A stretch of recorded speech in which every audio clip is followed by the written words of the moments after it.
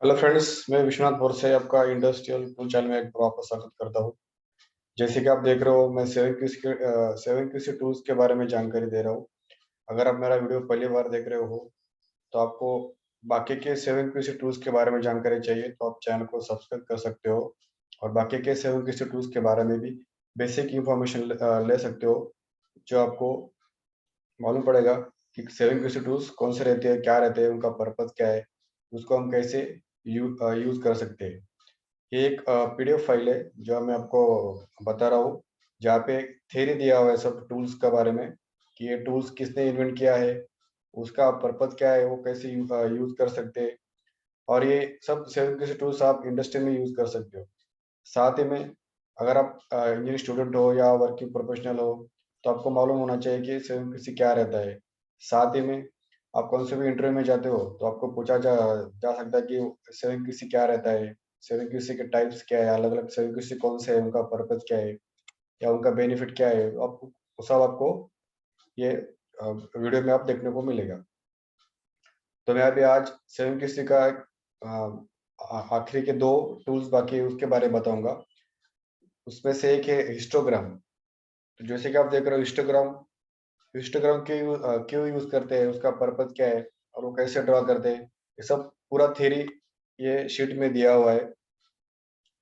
अगर आपको ये शीट पूरा चाहिए या ये ई बुक अगर आपको चाहिए जिसमें सेवन क्यूसी टूल्स के बारे में जानकारी दी है, बेसिक से लेके प्लॉट करने तक, ड्रॉ करने तक, मतलब कौन सा टूल कैसे यूज करने का, कैसे ड्रॉ करने का, कैसे प्लॉट करने का, सब इंफॉर्मेशन आपको इस ई बुक में दिया हुआ है। अगर आपको ये चाहिए तो आप कमेंट सेक्शन में आपका मेल आईडी मेंशन करके मेल कमेंट कर सकते हो, तो मैं आपको ये ई बुक प्रोवाइड कर सकता हूँ। तो चलिए देखते हैं हम सेवन की टूल्स के बारे में। तो आज का टूल है हिस्टोग्राम। तो हिस्टोग्राम क्यों यूज करते हैं? Histogram it is use to check centring, spread and shape of the process. तो हिस्टोग्राम टूल हम इसलिए यूज करते हैं कि हम जो भी इंडस्ट्री में आप काम कर रहे हो या प्रोसेस देख रहे हो या कर रहे हो, तो वो प्रोसेस सेंटर में है या नहीं है, वो जानने के लिए हम हिस्टोग्राम का यूज कर सकते हैं। तो जैसे आप देख रहे हो थ्योरी में कि हिस्टोग्राम का मतलब क्या है, क्यों यूज करना है और कब यूज करना है। लेकिन हिस्टोग्राम का थ्योरी ऐसा है कि ये इन्वेंट किया है पियर्सन, इन्होंने 1891 में, और इनको जो फॉलो किया है वो है फ्रांसिस गेल्टन। तो बेसिक अगर आपको कोई पूछेगा कि हिस्टोग्राम क्या रहता है, तो आप उनको ये बोल सकते हो कि हिस्टोग्राम हम to check the centring, spread and shape of the process. साथ ही में आपको क्वेश्चन के साथ आंसर दिए हुए, अगर आपको जैसा क्वेश्चन आपको पूछेगा आप उसका आंसर वो टाइप में दे सकते हो। जैसे कि व्हाट इज हिस्टोग्राम? तो histogram is use to summarise the data of one continuous variables, that is dimension, weight, कोई भी हो सकता है। It is the most commonly used graph to show frequency distribution. It is used to check centering or location, spread and shape of the process. जैसे कि आप देख सकते हैं यहाँ पे थ्योरी में सब दिया हुआ है कि हिस्टोग्राम क्या है, कैसे यूज कर सकते हैं, उसका क्या मतलब है। तो आप पढ़ के आपको ये पढ़ना भी है, क्योंकि ज्यादा ज्यादा करके हम अगर पढ़ेंगे तो हमको याद रहेगा कि हमने क्या पढ़ा है और याद रहता है। तो हिस्टोग्राम क्या है, हिस्टोग्राम क्यों यूज करना है? तो data have always variation and variation has a pattern, and with the help of histogram, pattern can be easily seen when summarized pictorially. जैसे कि आप जानते हो कि आप कोई भी अगर वेरिएशन होगा तो उसका कुछ पैटर्न रहता है, अप्स एंड डाउन्स रहते हैं, कोई सेंटर में रहता है, कोई एक लेफ्ट हैंड साइड में जाता है, या कोई राइट हैंड साइड में जाता है, या कोई आप ज्यादा अप साइड में रहता है, कोई डाउन साइड में रहता है। लेकिन वो दिखता कैसे है वो हमको विजुअलाइज नहीं हो पाता है। तो वो विजुअलाइजेशन के लिए, वो पिक्टोरियल व्यू जानने के लिए हमको हिस्टोग्राम का यूज कर सकते हैं। तो आप देख लो, जैसे क्वेश्चन पूछा है उसका आंसर नीचे दिया हुआ है। तो हमको कब यूज करना है हिस्टोग्राम? जब हमारे पास न्यूमेरिकल डेटा होगा या कुछ हमारे पास पास हिस्ट्री होगा, तो उसके बेसिस पे हम हिस्टोग्राम निकाल सकते हैं। तो आप ये थ्योरी पढ़ सकते हो। आपको ये थ्योरी जब पढ़ोगे, क्योंकि अगर आप ऑलरेडी इंडस्ट्री में काम कर रहे हो तो आपको जल्दी समझ में आ जाएगा कि हिस्टोग्राम क्या रहता है और हम उसको कैसे यूज कर सकते हो।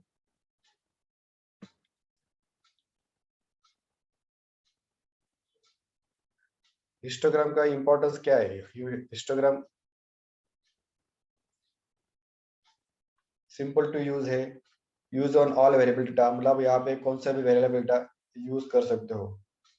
और histogram provides visual representation of data distribution, मतलब जो भी डेटा है, वेरिएबल डेटा है, उसका आप डिस्ट्रीब्यूशन हिस्टोग्राम में आप देख सकते हो।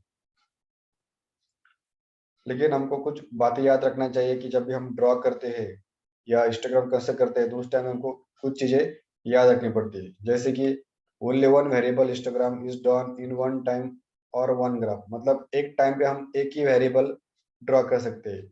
जैसे कि आपने स्कैटर डायग्राम में देखा होगा, वहां पे हम टू वेरिएबल्स ड्रॉ कर सकते हैं, लेकिन हिस्टोग्राम में हम एक ही वेरिएबल ड्रॉ कर सकते हैं। For draw histogram minimum 50 to 100 pieces data should be available। Histogram draw करने के लिए हम कम से कम 50 से 100 पीस का डेटा होना जरूरी है। अभी हिस्टोग्राम ड्रॉ कैसे करते हैं, आप यहाँ पे थियरी देख सकते हो कैसे हमने वहाँ पे शीट में दिया हुआ है। To construct histogram from a continuous variable you first need to split the data into interval called bins, मतलब हमको इंटरवल्स में वो डेटा डिवाइड करना है, मतलब कौन से इंटरवल में कौन सा डेटा आता है वो हमको बाय फॉरवर्ड करके हम उसको हिस्टोग्राम में पुट कर सकते हैं। जैसे कि आप चार्ट देख रही है यहाँ पे, जैसे चार्ट में दिया हुआ है 20 to 30, 30 to 40, 40 to 50, 50 to 60, तो वो केस में कितना कौन सा नंबर कितनी बार आता है, जैसे कि 25, 25 है, 22 है, वो दो नंबर है, मतलब 20 से 30 के बीच में ये दो नंबर, मतलब उसका दो फ्रीक्वेंसी है। 30 से 40 के बीच में 36 है, 38 है, 36 से 38, मतलब कितने, फोर फोर नंबर है, मतलब फोर फ्रीक्वेंसी है, मतलब हमको वो रेंज में कितने नंबर्स आते हैं वो हमको वहाँ पे डालना है। तो वो बेसिस पे हम हिस्टोग्राम निकाल सकते हैं, और हमको मालूम पड़ेगा कि हमारी प्रोसेस या जो भी होगा वो सेंटर में है, या वेरिएशन कहाँ बढ़ रहा है, कौन सी साइड में बढ़ रहा है, डाउन साइड में है, अप साइड में है, लेफ्ट साइड में है या राइट साइड में, हम यहाँ से निकाल सकते हैं। तो आप ये थ्योरी पढ़ के आप एक्सेल शीट में आप अगर देखोगे तो वहाँ पे आपको देखने को मिलेगा कि हिस्टोग्राम कैसे ड्रॉ कर सकते हैं। तो पार्ट्स ऑफ हिस्टोग्राम यहाँ पे आप कुछ थ्योरी दिया हुआ है, आप पढ़ सकते हो। मैं ज्यादा कुछ थ्योरी यहाँ पे बताऊंगा नहीं, क्योंकि अगर हर एक स्टेप बता देगा तो वीडियो बहुत लंबा हो जाएगा। इसलिए अगर आपको ई बुक की जरूरत होगी या आपको लग रहा होगा कि मैं थ्योरी पढ़ के याद कर सकता हूँ, तो आपको मैं ई बुक प्रोवाइड कर सकता हूँ। तो इसके लिए आपको कमेंट में आपका मेल आईडी आप मेंशन कीजिए। तो यहाँ पे अलग अलग टाइप के कुछ पार्ट्स है हिस्टोग्राम में, कुछ उसके टाइप्स भी है जो आप यहाँ पे देख सकते हो। तो यहाँ पे बेसिक 3 टाइप्स के आप हिस्टोग्राम देख सकते हो। बेल शेप्ड है, राइट स्क्यू डिस्ट्रीब्यूशन है, लेफ्ट स्क्यू डिस्ट्रीब्यूशन है। लेकिन हमको हमको डिसाइड करना है कि हमको कौन सा टाइप का डिस्ट्रीब्यूशन यूज करना है कि हमारे वो प्रोसेस के लिए सुटेबल होगा। और उस जैसे कि आप देख रहे हो, ये है बेल शेप डिस्ट्रीब्यूशन और सिमेट्रिक डिस्ट्रीब्यूशन, साथ ही में right skew distribution, left skew distribution. ये जो भी डिस्ट्रीब्यूशन है आप, ये डिपेंड करता है आपके डेटा पे, आपका डेटा कैसा है उसके हिसाब से ये डिपेंड करता है। तो अभी यहाँ पे देखते हैं हम थ्योरी कि हिस्टोग्राम ड्रॉ कैसे करते हैं।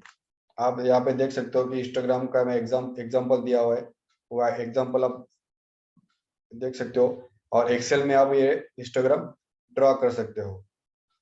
तो इसके लिए आप यहाँ पे एग्जांपल दिया हुआ है, अगर आपको आपका खुद का अगर कोई एग्जांपल होगा तो आप उसको इसको कंपेयर करके आप वहाँ पे उसको पुट कर सकते हो। तो आप देख सकते हो यहाँ पे स्पेसिफिकेशन दिया हुआ है 20 plus minus 0.20, data should be taken minimum 50 to 100 numbers. हमको ये बात ध्यान में रखना है कि डेटा 50 से 100 नंबर्स का ही होना चाहिए। तो यहाँ पे आप देखिए 100 पीस का डेटा लिया हुआ है, और यहाँ पे कैलकुलेशन के लिए चार्ट दिया है कि आपको क्या करना है, मैक्सिमम वैल्यू कैसे लेनी है, मिनिमम वैल्यू कैसे लेनी है, रेंज कैसे करना है, टोटल नंबर ऑफ काउंट कैसे करना है, बीन विड्थ कितना रखना है, सब यहाँ पे डिटेल दिया हुआ है। यहाँ पे स्टेप वाइज आप देख सकते हो, स्टेप 1, स्टेप 2, स्टेप 3। स्टेप 3 में आपको क्लास बाउंड्री सब वहाँ पे डालना है। उसके बाद एक्सेल में जाके आपको वो ड्रॉ करना है। जैसे ही आप सब स्टेप फॉलो करते हैं और एक्सेल में डेटा पुट करके आप देख सकते हो कि आपको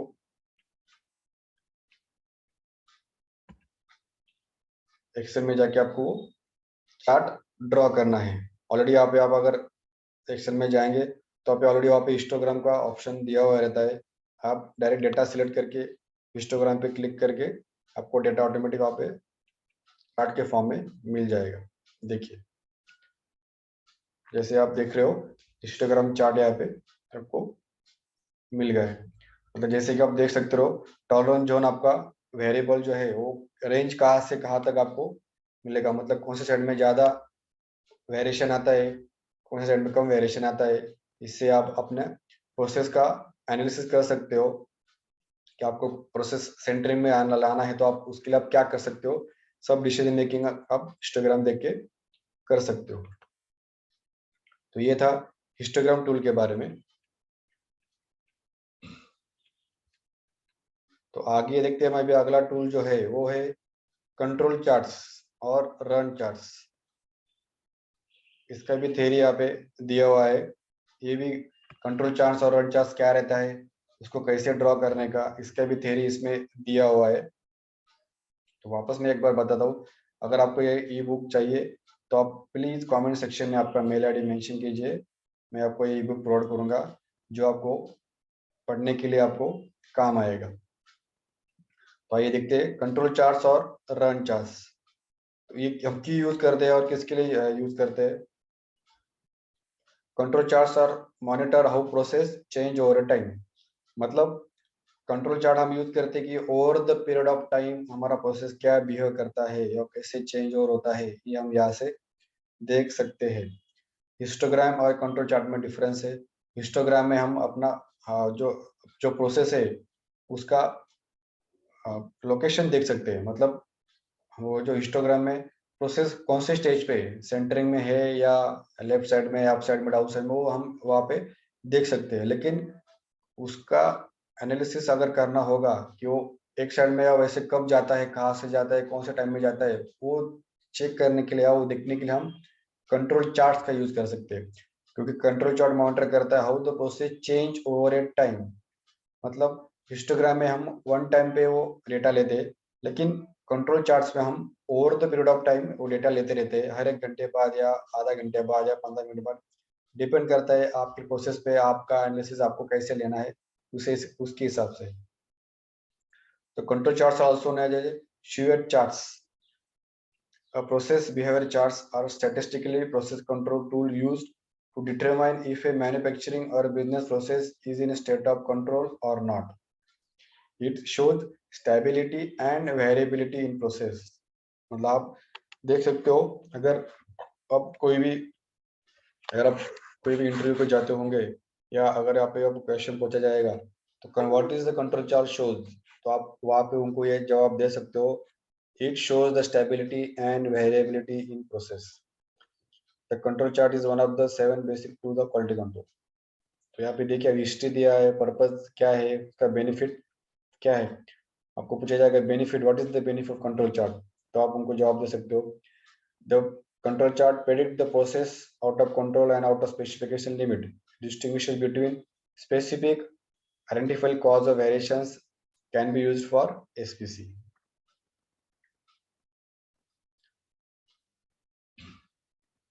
यहाँ पे प्रोसेस है टू टाइप्स ऑफ वेरिएशन। अगर आप कंट्रोल चार्ट्स अगर ड्रॉ करना है तो लेकिन आपको प्रोसेस वेरिएशंस के बारे में भी मालूम होना चाहिए कि कौन से टाइप्स के प्रोसेस वेरिएशन रहते हैं। चांस कॉज और कॉमन कॉजेस, एसएमएल कॉजेस और स्पेशल कॉजेस। तो आप ये देख सकते हो थ्योरी यहाँ पे दिया हुआ है सब।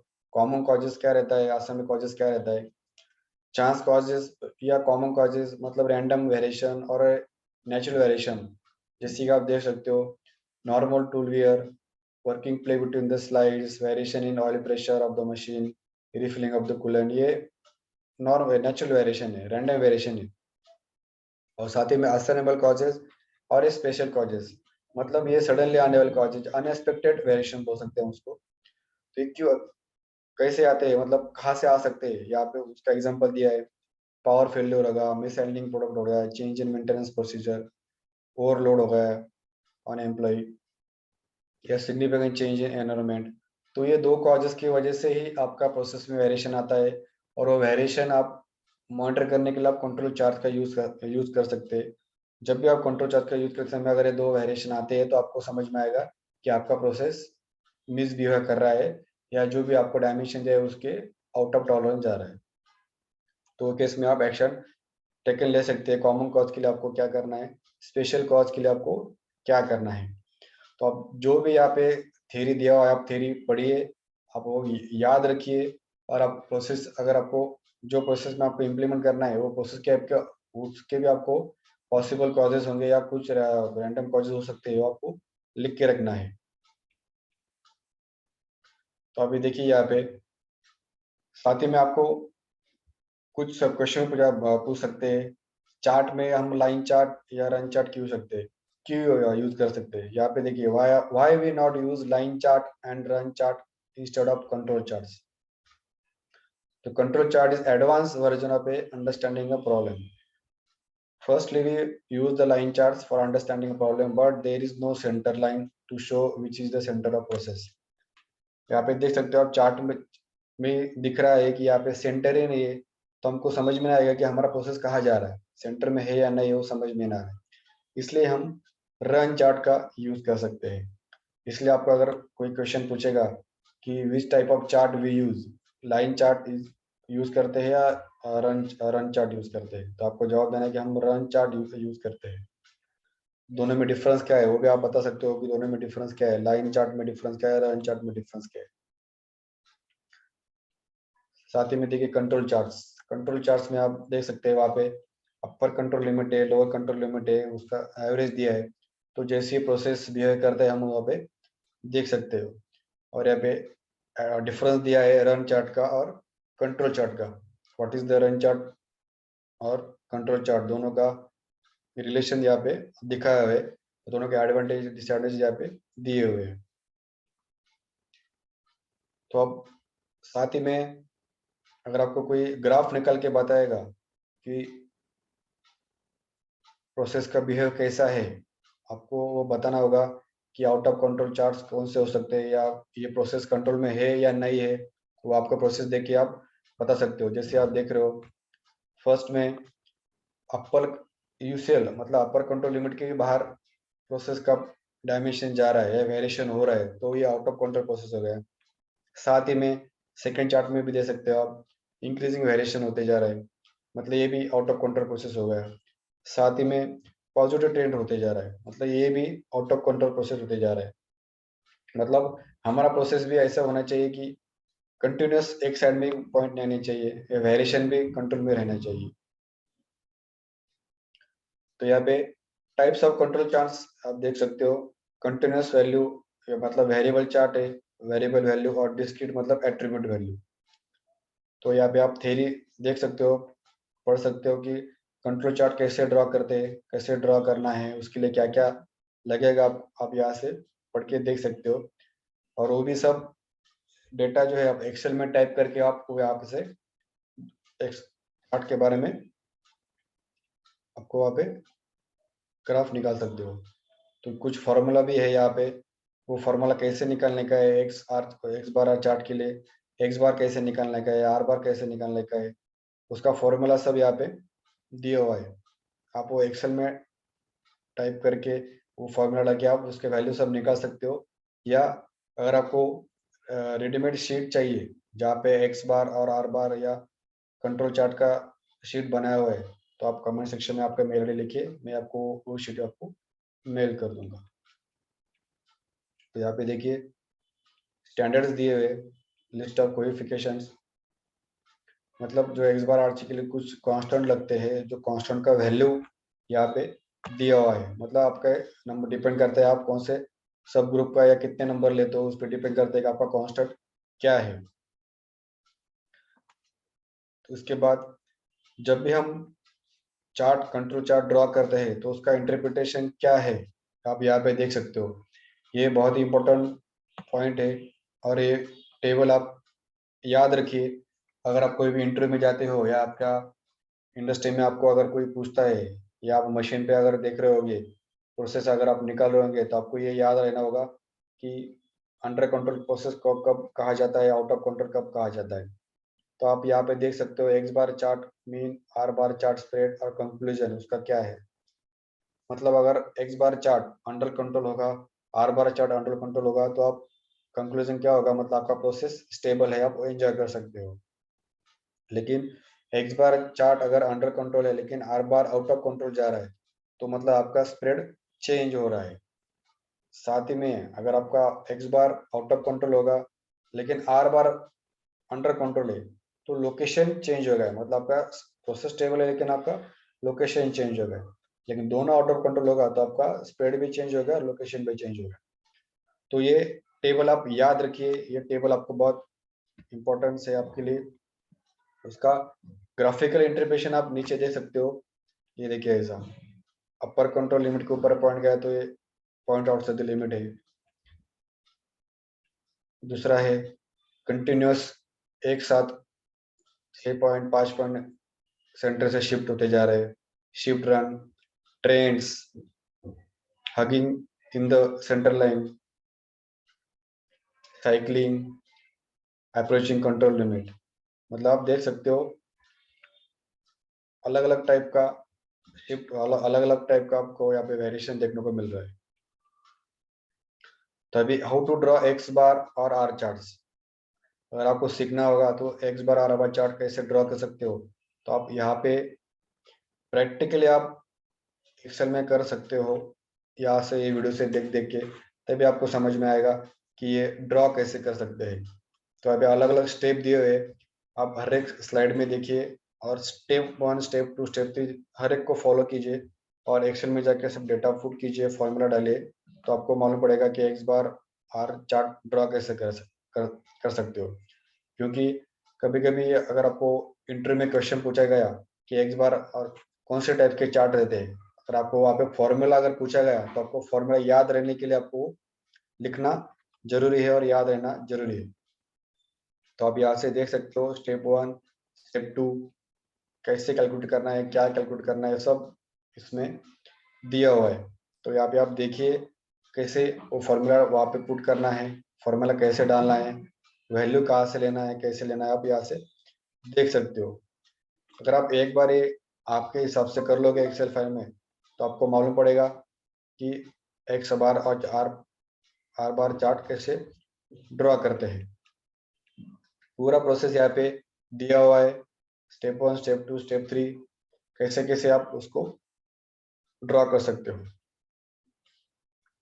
अगर आपको ये वीडियो अच्छा लगा होगा तो आप इसको लाइक कर सकते हो और शेयर कर सकते हो। और आपको आगे के टूल्स के बारे में अगर जानकारी चाहिए तो आप इस चैनल को सब्सक्राइब कर सकते हो। तो मैं आगे के वीडियो में आपको दूसरे टूल्स के बारे में बताने वाला हूँ जो इंडस्ट्री में यूज कर सकते हैं, और उसको प्रैक्टिकल एग्जांपल भी आपको बताने वाला हूँ कि आप उसको कैसे फिलअप कर सकते हो, कैसे भर सकते हो। तो ये सेविंग किसी टूल्स का हमारा आखिरी वीडियो था जहाँ पे सेविंग किसी टूल्स के आखिरी टूल के बारे में मैंने यहाँ पे बताया है। अगर आपको बाकी के टूल के बारे में भी जानकारी चाहिए तो आप चैनल को सब्सक्राइब कीजिए और आप बाकी के चैनल के बारे में भी जान सकते हो। और जैसे कि मैंने आपको बताया, अगर आपको ये ई बुक की अगर ज़रूरत होगी तो आप कमेंट सेक्शन में आपका मेल आईडी दे दीजिए, ये ई बुक आपको मिल जाएगा जहाँ पे सेविंग क्यूसी के सब टूल्स के बारे में जानकारी दिए हुए, थ्योरी से लेके ग्राफ तक, प्लॉट कैसे करने का बेसिक उसका इंफॉर्मेशन पूरा दिया हुआ है। तो आप देख सकते हो हर एक स्लाइड में, हर एक शीट में बताया गया है कि आपको कैसे ड्रॉ करना है, कैसे आपको वैल्यू लेना है, कहाँ से लिंक करना है, एक्सेल में जाके आपको कौन सा वैल्यू डालना है और कैलकुलेट करना है, और वो आपको ग्राफ में कैसे पुट करना है और उसका चार्ट ड्रॉ करना है। तो आप चार्ट ड्रॉ कर सकते हो। तो ये है 7QC टूल्स के 7QC टूल्स जिनके बारे में मैंने अभी जानकारी दी। तो और भी आपको अगर इंडस्ट्रियल टूल्स के बारे में और भी जानकारी चाहिए तो आप चैनल को सब्सक्राइब कीजिए और वीडियो को लाइक कीजिए।